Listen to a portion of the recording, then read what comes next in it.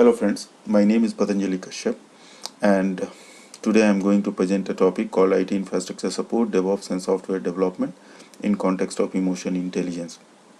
But before presenting this topic, I want to tell you something about myself and my professional experience.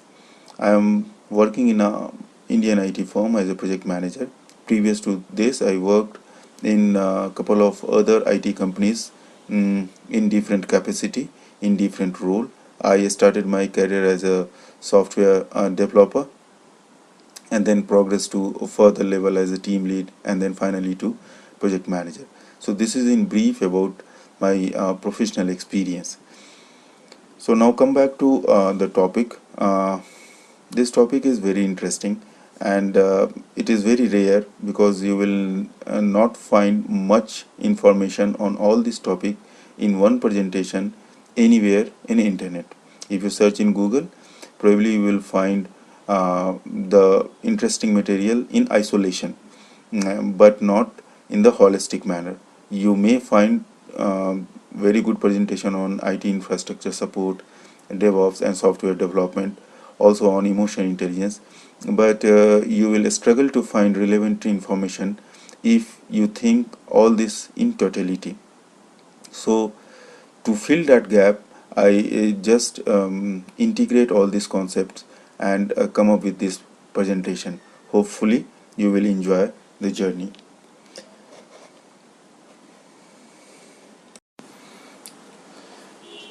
Okay, so best way to start any presentation or any complex topic is to go through the major definitions which are involved in that.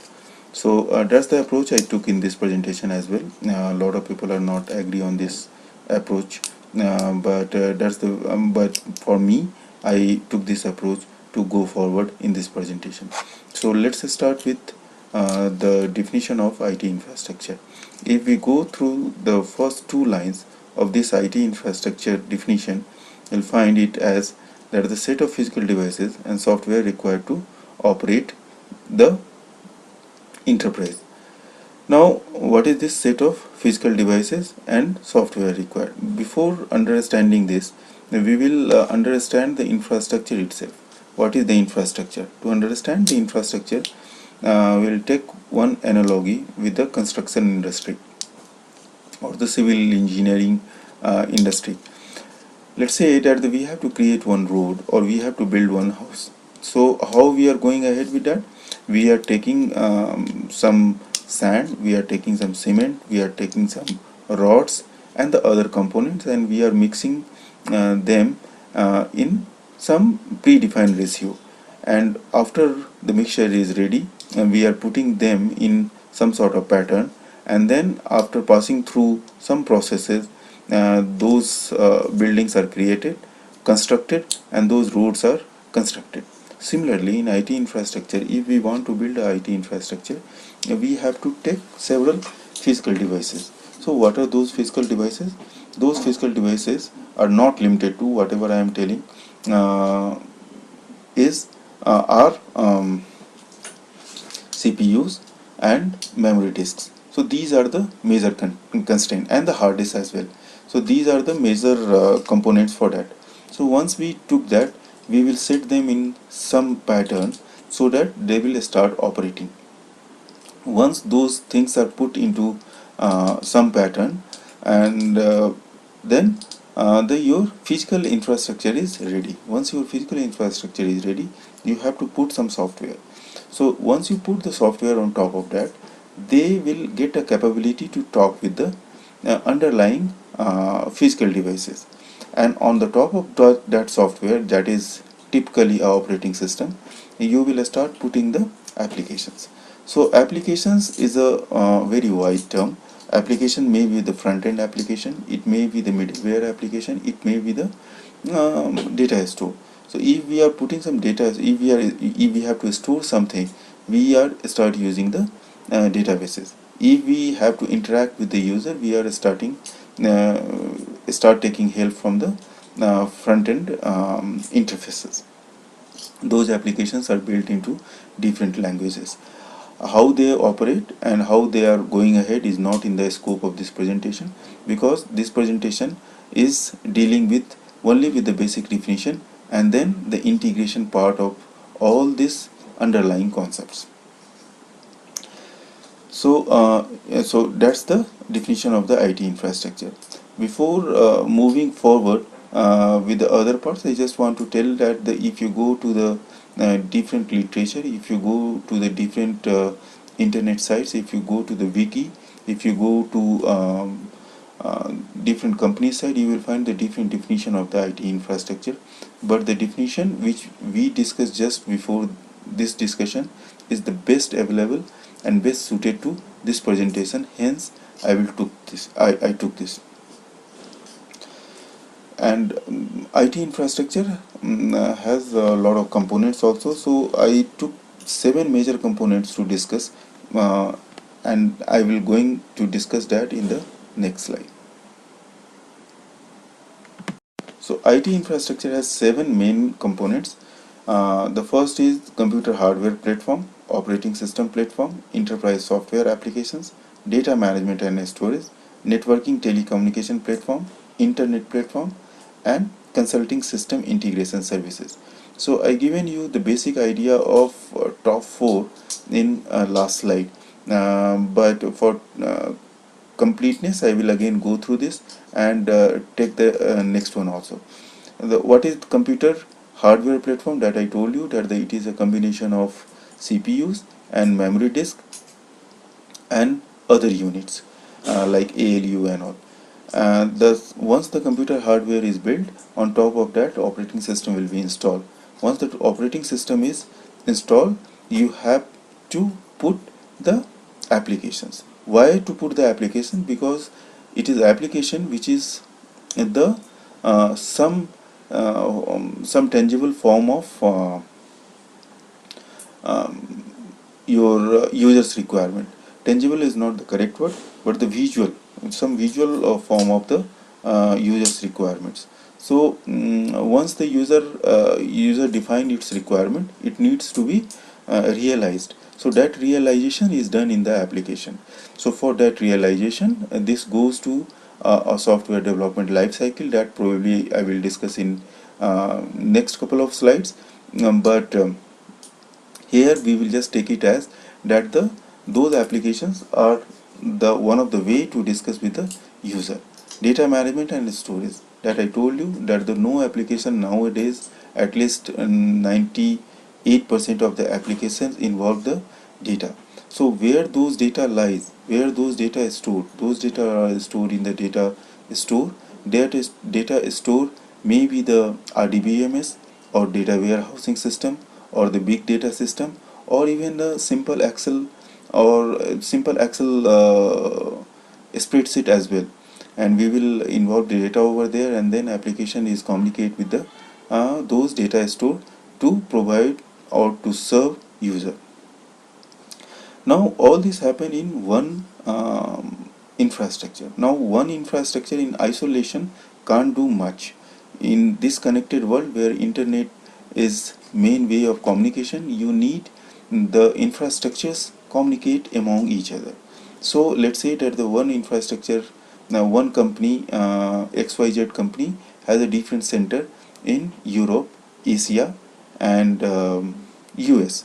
Then in that case, all this, and they have a separate infrastructure in all these continents.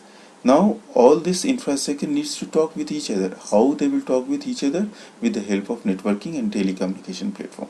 So those needs to be communicate to each other with the help of networking and telecommunication platforms. Now on the top of that, internet platforms are there that will help them to do so. There are other consulting system integration services are also there, and that will help them to integrate all these diverse platform, all these diverse infrastructure in one holistic way, so that the communication will be seamless. Okay, so any company in this present world, why they need IT infrastructure? Because they have to run their business. And on what basis the business runs on the basis of business strategy. So business strategy, once they have a business, let's say that the one pharmaceutical company is there, that pharmaceutical company has a business strategy. Now that business strategy needs IT services. So from their IT, from where these IT services will come, those IT services will come from the IT strategy. And then once you have a business strategy, once you have a IT strategy aligned to each other, you need information technology implementation. So you have to put the information technology in place. So business strategy, IT strategy and information technology put together serves you as a IT service and infrastructure. Ultimately, it is infrastructure through which you will fulfill your business strategy, and that business strategy is very much aligned with the IT strategy. If it is not aligned with the IT strategy, your business strategy is going to be failed. If IT strategy is not aligned with the business strategy, it is again a disaster. So business strategy, IT strategy is very much needs to be aligned with the information technology. Hence, you are providing the IT services and infrastructure. What IT services and infrastructure do? They will realize all these strategies and put that to the customer services and supplier services. So customer wants to take something from the pharmaceutical industry. Now let's say the best example is that the customer wants to order one drug. Now he or she ordered that drug through the internet. Now once he or she open a browser and open the website of that pharmaceutical XYZ pharmaceutical company and order the drug. Now where those website is hosted? Those website is hosted on the IT infrastructure of that company. So, and what are the drugs that company is making? That comes from the business strategy. Now how that website will be built, that comes from the IT industry, IT strategy. And what is the technology and what is the platform, what is the infrastructure involved in that, that comes from the information technology. So you see that just ordering one drug by the user requires all these system to be aligned to each other. If they are not aligned to be each other, if they are not aligned to each other, then that request is bound to be failed. Okay, so now we will discuss about the IT infrastructure ecosystem. Most of these slides I already discussed in the previous slides, but here I am just consolidating the previous concepts and present a coherent view to you. As I told earlier as well, that there are 7 major components and that must be coordinated to provide the firm with a coherent IT infrastructure.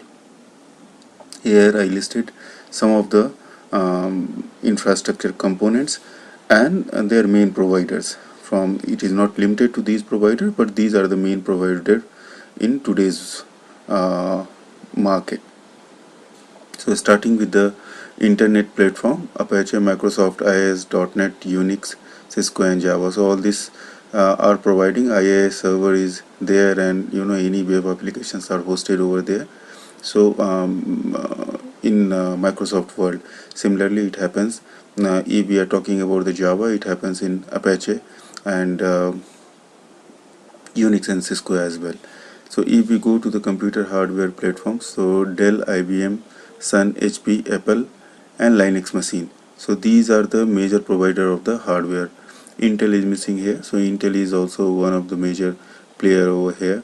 They are providing the computer hardware platforms to the companies or the corporations. Similarly, the operating system platforms, Microsoft Windows, Unix, Linux, Mac OS and Google Chrome. Enterprise software applications, here I included a middleware as well. So for this the providers are SAP, Oracle, Microsoft and BEA. Networking telecommunications vendors, major vendors are Microsoft Windows Server. Microsoft is one of the vendor, and the products are Microsoft Windows Server, Linux, Novell, Cisco AT&T, Verizon, and so on. Consulting and system integrators, IBM, EDS, Accenture. Also, Microsoft is also there in this field with their bespoke server solutions. Similarly, the data management and storage solutions are provided by and the vendors called IBM, Microsoft and all, and the products are IBM DB2, Oracle, SQL Server, different flavors like 7.0, 2000, 2008, 2005 and 2013 and so on. So as we discussed earlier also, so these are the main components. Once now again I recap it, that you have a hardware platform. On the top of that you are putting the operating system, on top of that you are putting the applications. Then for connecting different hardware platforms you need networking and telecommunication solution, and for integration so that the different hardwares, different infrastructure talk to each other, you need integration services, and for storing data you need database solutions. For that, it is not limited to database solution itself, it may be the Access sheet as well. So but that again hosted on the infrastructure. So this actually completes the majority of discussion of the IT infrastructure ecosystem.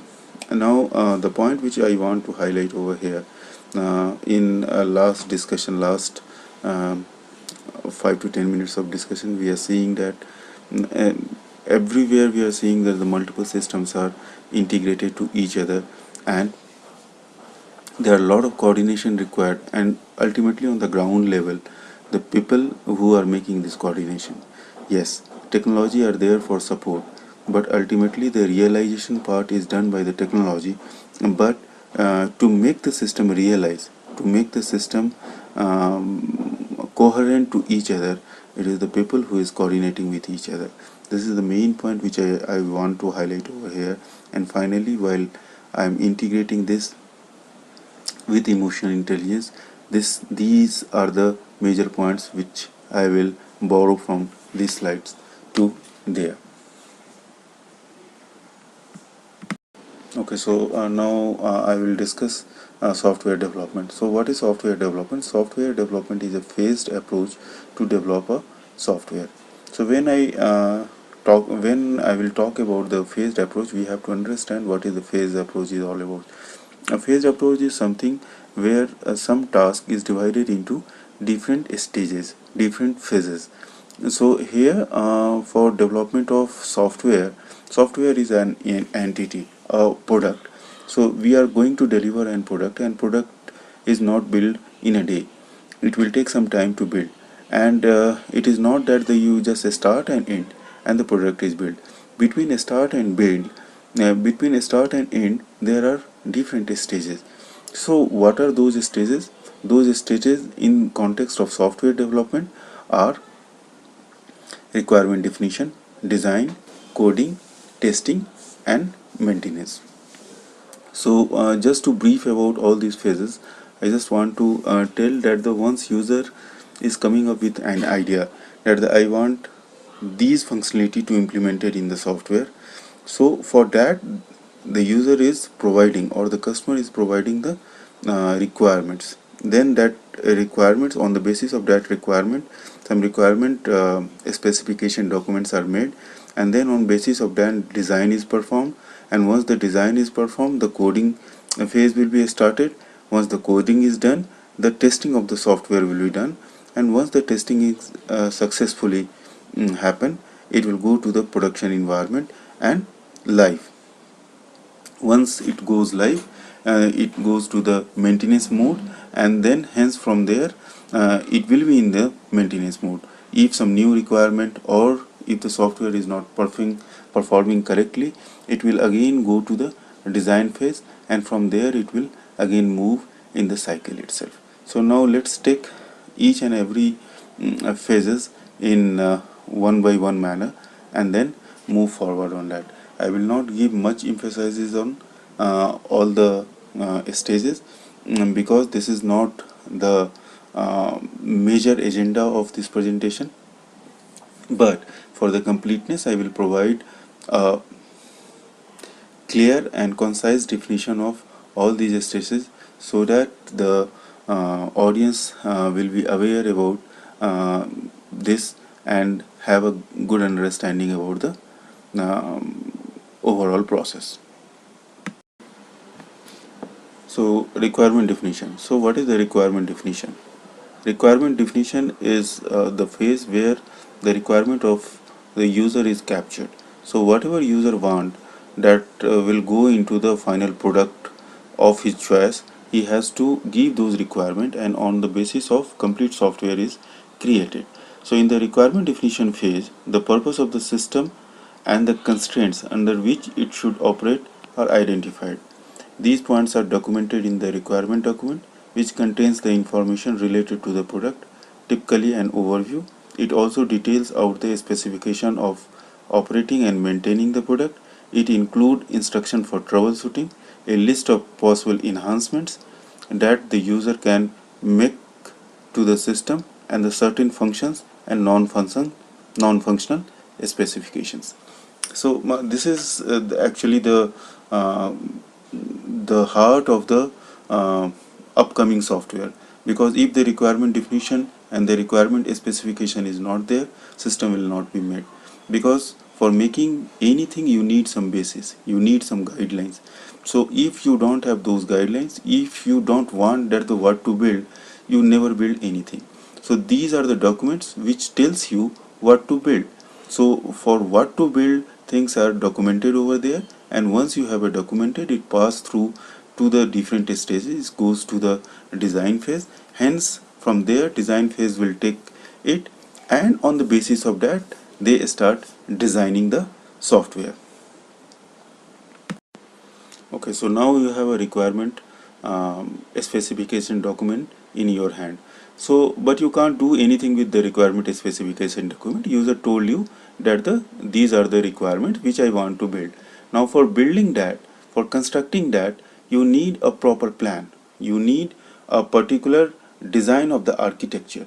On the basis of that the construction will be done. If you take the analogy from the construction industry, for building a road you need a architecture, you need a design. Once you have a design, then only you go ahead and start making the road. It is not that someone told you to build something and you start building that. If you do that, it will be bound to be fail. So you have a requirement document. On the basis of that you design the architecture. Okay, this software, the final software product will be like this, and for building that software, these are the main components which are required. These are the process flow. The system will go from one place to other place like this. The data will flow like this.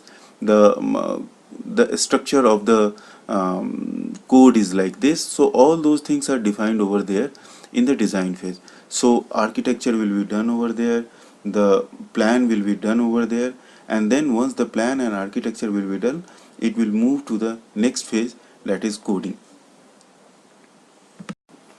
Okay, so once you have a requirement specification document, you pass that to design phase. Then design people, typically a software architect, picks that, and then he build a architecture for that.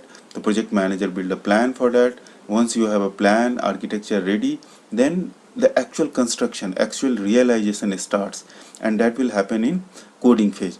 So in coding phase, the coders, the developers start constructing the software of start constructing the software on the basis of the design and the requirements they got, and that coding will be done in some particular programming language. It may be Java, it may be C Sharp, it may be J Sharp, it may be a Python or something like that. So typically it should be some high level programming language where the coding is done. So coding means actual construction. So after the requirement, design happen, and then coding start. So this phase completes your construction, and once the coding is complete, it passes to the next phase, that is testing. Okay, so testing is very important phase. Here, once your actual construction is done, it comes to the testing phase, and here you are actually the testing the software is performing well or not.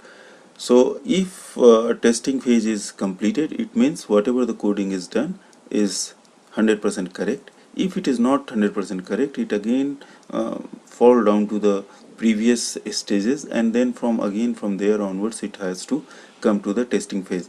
Until and unless the complete software is not tested, it will not go live to the production environment. And this is very logical. If something is not tested and you put that into the logical, if you put that into the live environment, it will be a disaster, because you never know that the one problem occur at one place, probably it boil down to or boil up to the different levels. So testing itself has a multiple phases. Any software will not be just tested and put it over there. It has a multiple phases. Some of the important phases are unit testing, system testing, system integration testing, user acceptance testing, and mainly user acceptance testing, stress testing, and then again there are couple of others also: functional testing, non-functional testing, white box testing, black box testing. But I will not go into all those things.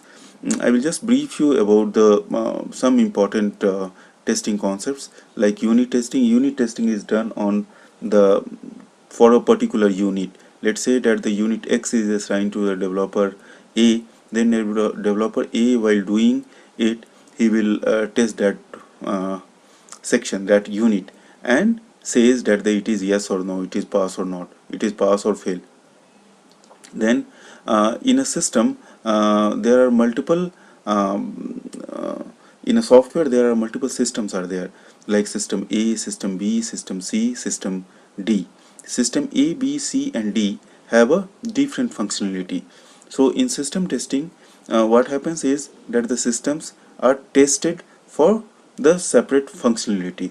So system A is tested separately, system B is tested separately, system C is separately tested separately, and then system D is tested separately. So once all these testings are done and successful, then ultimately, because the software is not shipped in isolation, that shipped in the integrated fashion. So all this interdependent, if they are interdependent components or interdependent systems are integrated to each other. So system A, system B, system C and system D are integrated to each other, and then holistically they are tested. This sort of testing is called system integration testing. And if the system integration testing is final, if it is 100% corrected and there is no flaw found in that, then it will be passed to the user, and then user is testing that, because the functionality ultimately comes from the user, and the basis of their requirement the system is developed. So even if the testers and the coders and everyone is very happy that the system is ready, but ultimately it should not be put into the production environment until and unless it is not tested by the user.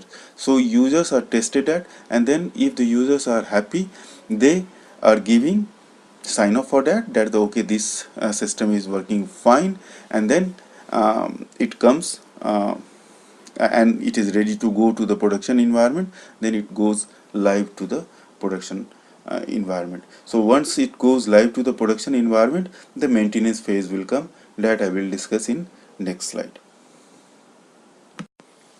So once the system is goes to the production environment, it goes to the maintenance mode, and here the system is maintained by a separate set of people. Those are typically not the developers, they are the operational people, and the operational people are maintaining the environment.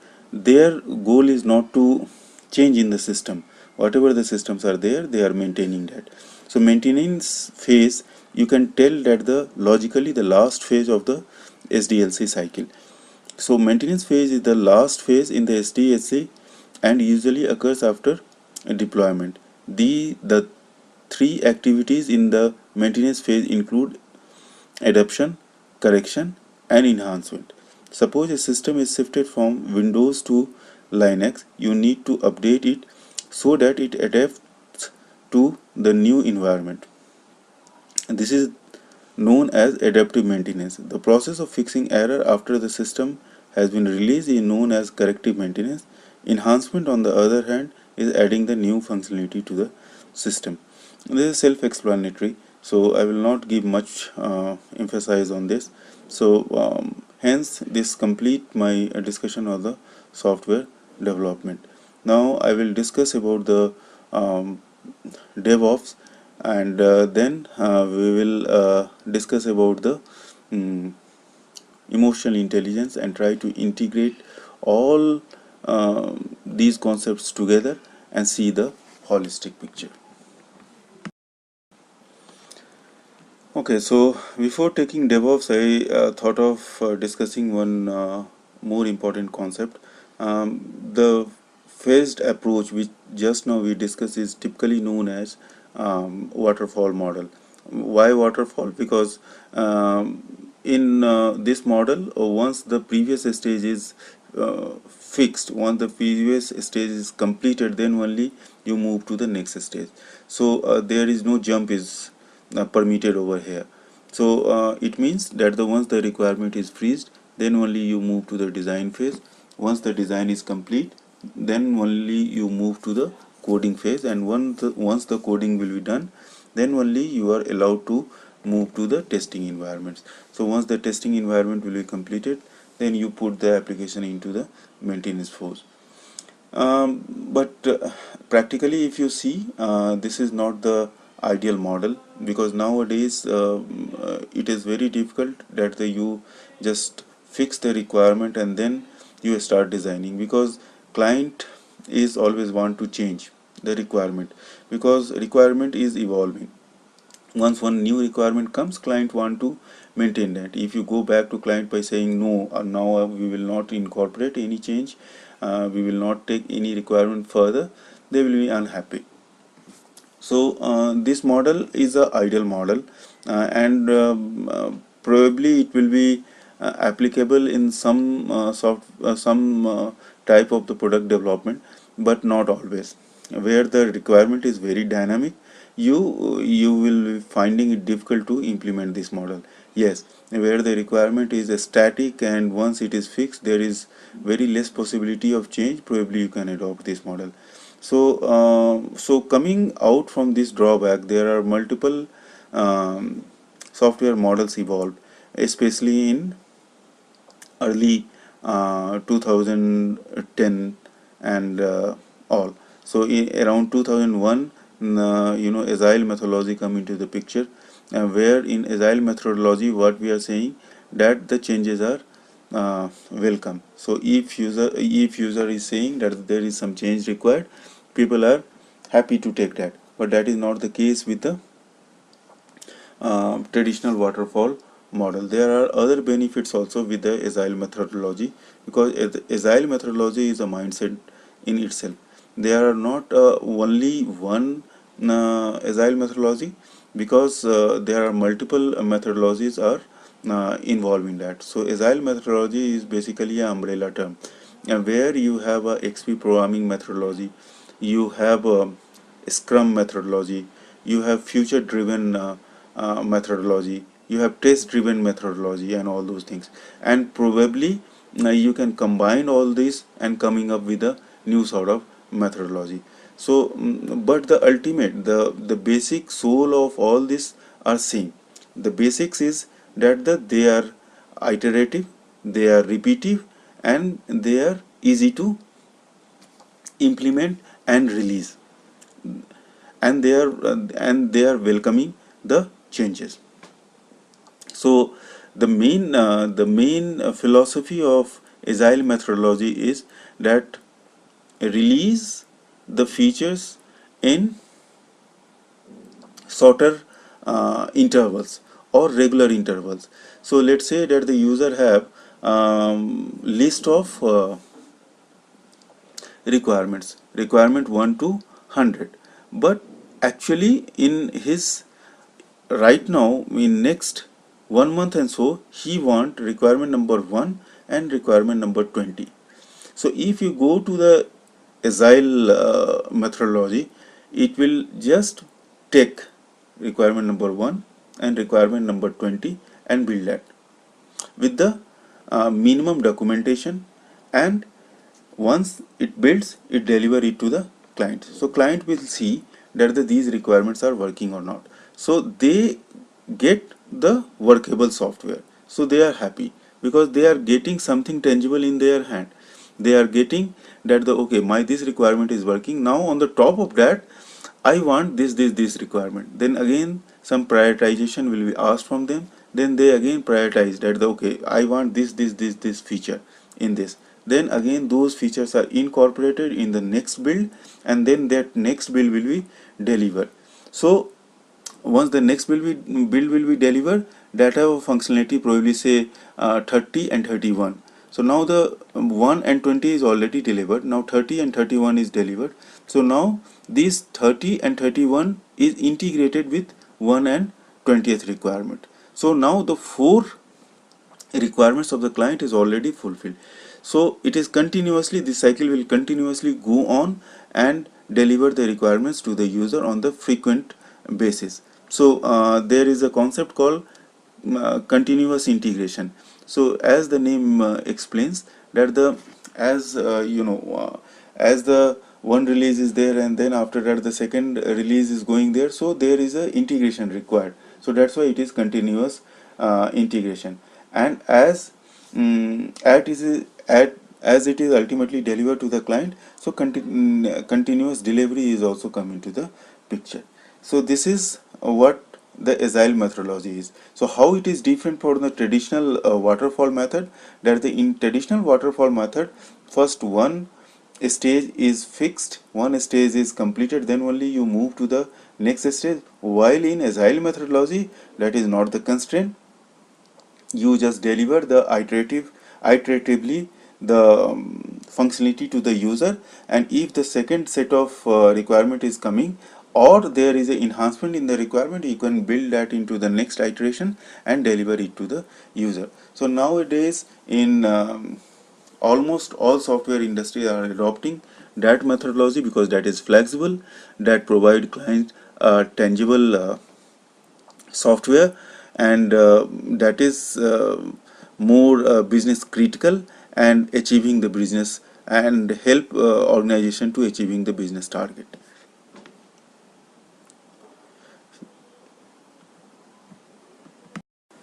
Or the individual people are not putting their effort, because the reason is very simple. Managing technology is always easier in comparison to managing people, because technology don't have brain, they don't ask question, but people ask question. People have emotions, people binds with the emotion, people have a social obligation. So you can't deal people with the technology, you have to deal people with the human heart, you have to deal with the people with the human brain, then only you will deal with the people. You can't implement technology everywhere without ignoring people. If you ignore people, whatever the infrastructure you put, whatever the money you invest in organization, whatever the facility you bring to the work, all this will go to fail because you are not able to manage people. So first thing is, whatever important is, that to understand the overall perspective, the understand people in overall perspective. That's why DevOps is very important, because it tries to connect people with the technology. It tries to connect people with the process. It tries to connect people with the tool. So that's why DevOps is so important in the organization. If we understand, if we incorporate the culture of understanding people and treating them as a human being, and hence they are the part of the organization, we understand that, then obviously the overall scenario will change, and the technology, organization, process and tool will work more effectively and efficiently in comparison to the previous era. So that's my view on that, and in next couple of slides I will just discuss a brief about whatever the problem which comes with the traditional way of implementing the software, releasing the software and managing the configuration and all. And finally I'll move down to emotional intelligence. I will discuss that concept, and then we will move forward and then see that the how emotional intelligence bring change into the overall culture of the organization with the help of its well proven methodology and integration of the technology. Okay, so see what is the problem here. Mainly I will concentrate myself on people problem.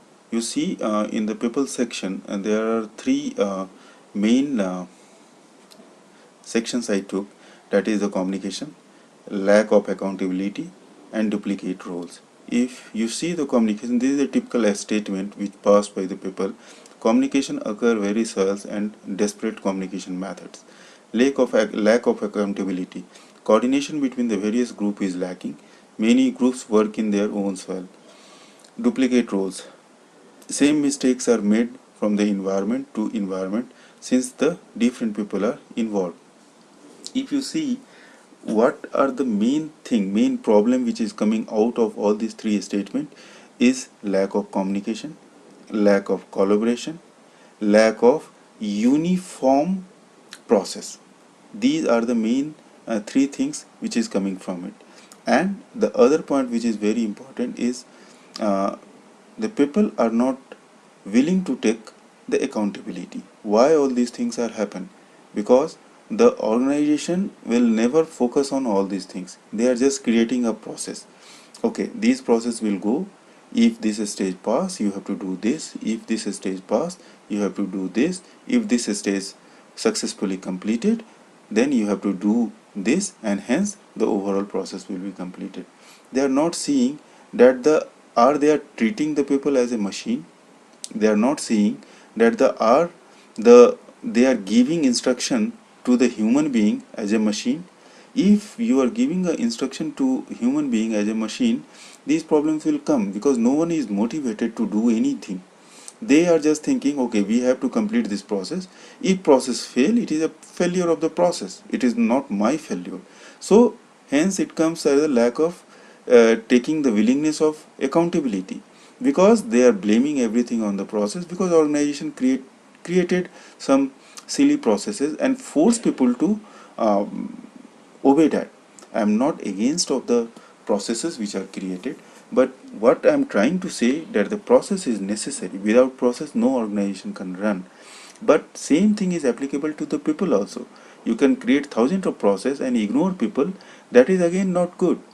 So what you have to do, you have to align process with the people. And if you align process with the people, then definitely it is going to work. But not on the PowerPoint presentation, not in the documentation. You have to give a human touch on that, and then only this will be the major hit for your organization. Once people and process are aligned to each other, they have they they have to think together and come to the technology point of view, because process is ultimately the made by the people. So people who made the processes and the people who are involved in the people management has to sit together, and then they have to decide that how the overall technology will come into the picture. So here what I want to highlight in this slide is that there are three major problems. That is, one, the lack of communication, lack of accountability, duplicate roles. Hence all these things boil down to lack of trust, and hence the process is not efficient. As the process is not efficient, why the process is not efficient? Because they are treating the human being as a separate mechanical unit. Hence process are not keeping in view that these processes are made for the people, not to force them, to make them motivated to adopt this process. So these are the main 3 points which I want to highlight. And while I go to the next slide, I will discuss that how many different teams are there in a overall development cycle and operation cycle, and what is the role of overall communication in that. Okay, so just see the number of teams involved in this. Functional teams are business development, infrastructure, quality control, automated software control. There is a team for that. Release management team. Now there are multiple stages also there, but all this team are somewhat on paper. There is obviously, yes, process is made and people has to communicate each other, but no one is communicating to anyone directly. Hence the problem comes down. If development team will not talk with the functional team, then operational team, then how the problem will come, how the trust will be built. That is the major area of concern over here.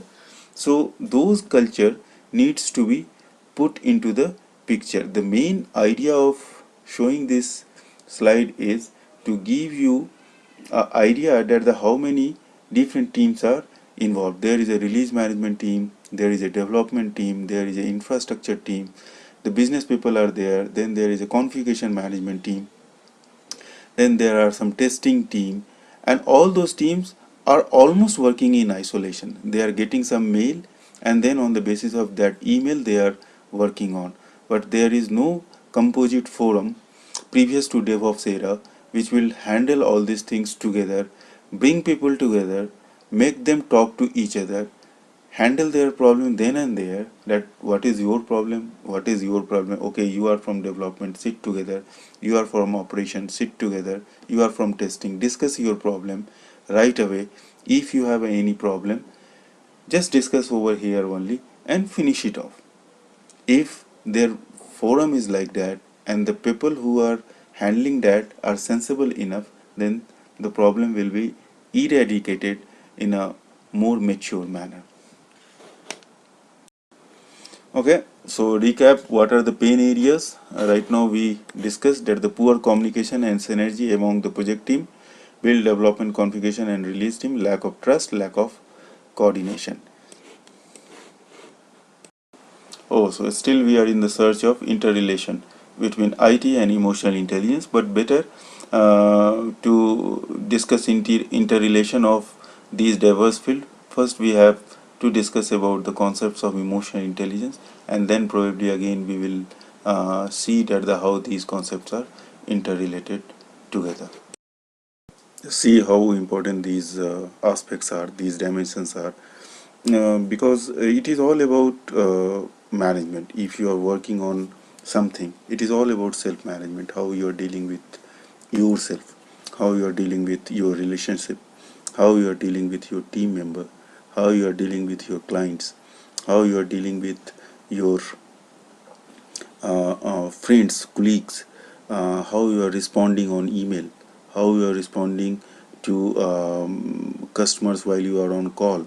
So all these are very much dependent on your emotions, because in technically we can say that we are professionals, and when we go to the work, emotions has no importance. We can keep emotion apart and concentrate on our work and do that. But if you go into build of humans, you will just see that the emotions are deeply rooted in our behavior. So even you, if you are on the work and whatever the literature you studies, whatever the training you've gone through, that you can't just take your emotion away from your working behavior. So this is the integral part of that. Now there are positive emotions, there are negative emotions as well. So there must be some method, there must be some technique which will guide you to manage your positive emotions and keep your negative emotion apart from you.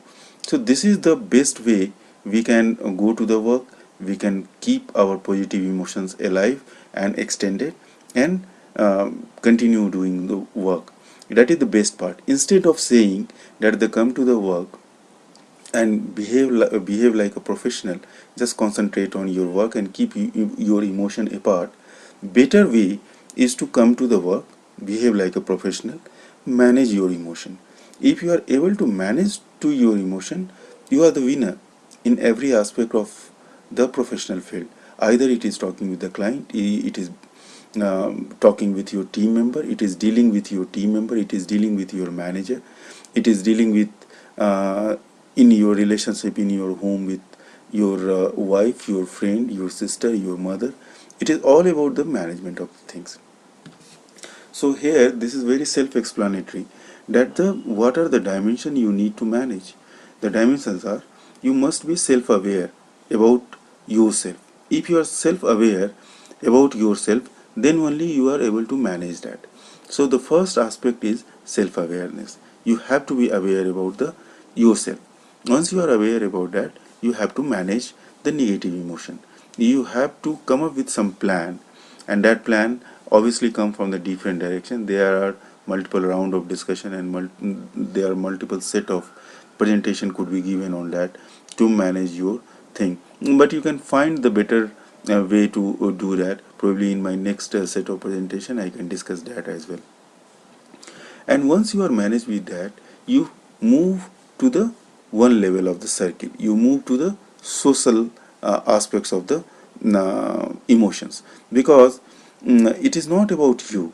Very few tasks you are doing in isolation. Ultimately, whatever you are doing with society. The example is, when you are going to work, you are dealing with your colleague, you are dealing with your manager, you are dealing with your client. And when you are on home, you are dealing with your relationships, you are dealing with your mother, you are dealing with your wife, you are dealing with your sister. So all these are the social aspects of the relationship. So social awareness, how the society is, how what people wants from you, and what you are able to give to the society, that is very much important. Once you recognize that, once you are aware about the social need of the society, then obviously the relationship management come into the picture.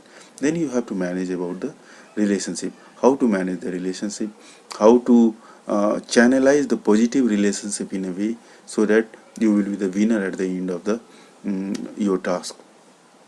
I will go through one to one in next slides on this, but this is the introductory slide about the emotional intelligence. So before going forward to the other place, in nutshell, in the other slide, in nutshell, emotional intelligence is all about managing yourself, recognizing your emotion, recognizing the social emotions and the social behavior, and managing the social relationship.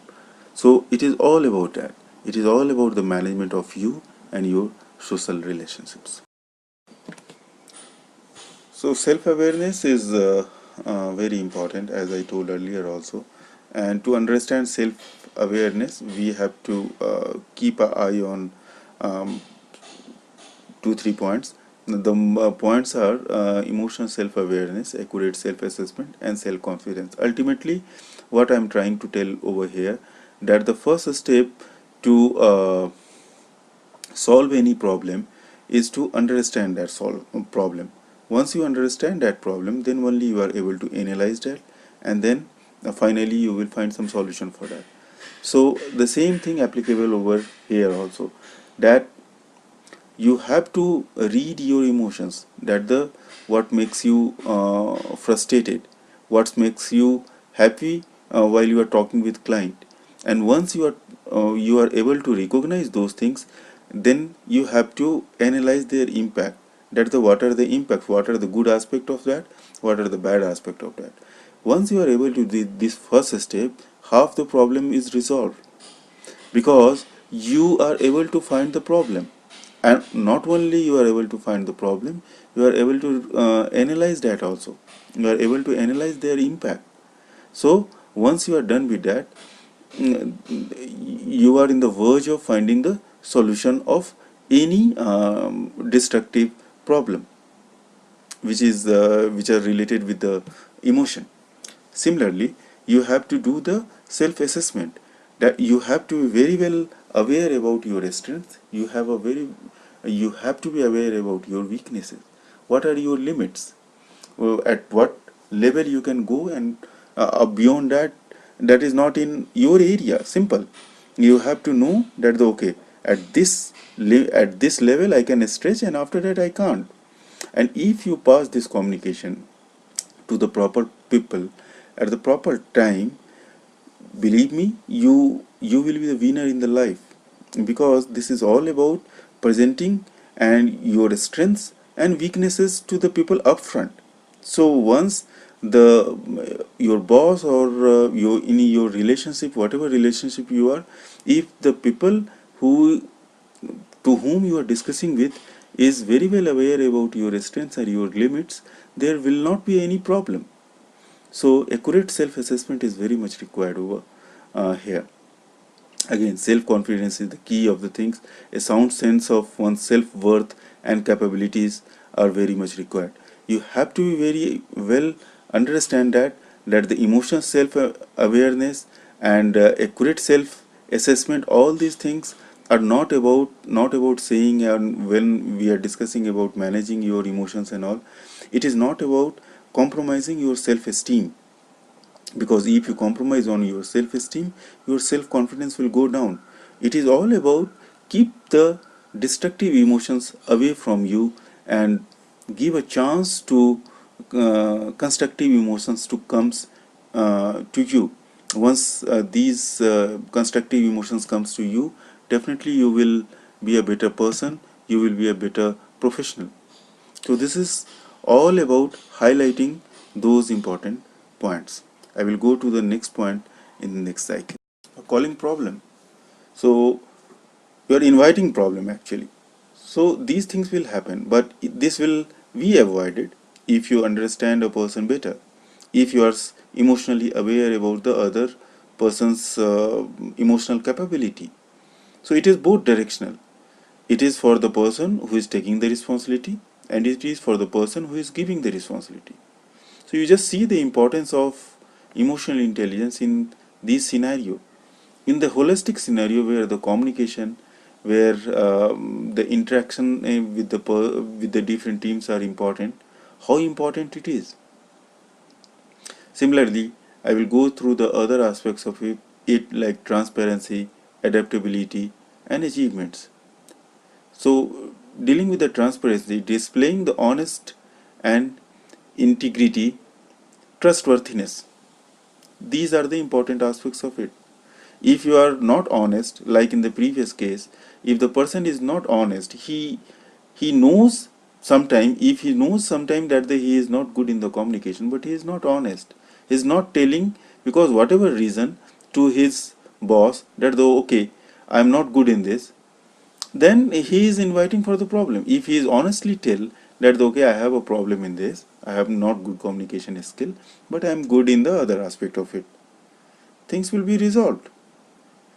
Similarly, for the integrity, this same thing is applicable for the integrity and trustworthiness as well. Similarly, adaptability and achievements are very much important, because adaptability is all about the flexibility in adapting to changing situations or overcoming obstacles, and achievements is to drive the improved performance to meet inner strength of the excellence. What is the inner strength of the excellence? You have some golden rules like honesty and the trustworthiness. So those excellence which is inbuilt in you, you have to uh, give some protein to that so that they will improve. So this is very much important. So all these four aspects are very much important in almost all aspects of life. But here if you take in the conservative manner also, IT infrastructure support, DevOps and software development, here also they are very well applicable and very much important. Again, so as it comes in the competency framework, so I am discussing this also, but most of the aspects I already discussed, so I will not put much emphasis on this. This is self-management. It is initiative, the readiness to act and seized opportunities, and also the optimism, seeing the upside in the event, because optimism sometimes will be very helpful, because if you are doing something and if you just start seeing the negative side or the downside of that thing, even that work is simple enough, it become very difficult for you, because you think you tell your mind, you already told your mind that the work which you are going to do is difficult. So always optimism will help, because whatever the situation is there, whatever the task is there, optimistically if you think, that will definitely help you to complete any work. So once you start understanding your society, the things will be normal. You understand your society, and then in that case you will behave accordingly. Once you start behaving accordingly, you are able to manage your relationship. Once you are able to manage your relationship, the overall picture will change. The people start seeing you positively, and once the people start seeing you positively, things will be very easy to you, to your team member, and to your other related parties in the overall scenario. So to conclude this, because this slide is very important, here what I am trying to focus is that how to see all these diversified field together as a team, because ultimately you are working with different teams, and then if you are the cohesive factor between them, then again everything is stick with you. So if you start behaving correctly, then things and scenario will be changed. Similarly, this nature is not limited to you. You have to cultivate, or organization has to cultivate this culture of cohesiveness to all of the team members with the different team. Then only this complete framework will be suitable for organization, and the overall exercise will be beneficial. Okay, so now we reach to the last of our presentation, and here what the final slide is talks about the relationship management. So again, in the relationship management, three broad aspects I consider. The first one is a change analyst, initiating, managing, and leading in correct direction; conflict management, resolving disagreements; teamwork and collaboration, cooperation and team building. So this is the heart of the overall presentation and what we discussed in the previous slide, because ultimately this slide focus on that the how the change will come to the organization. And why change? Because it is not a technology, it is not a process that you can go and start implementing. It is all about the cultural change. It is all about the change in the thought process. So if the change in thought process is required, then you have to see the minute details of the human relations. You have to see the minute aspects of the human psychology.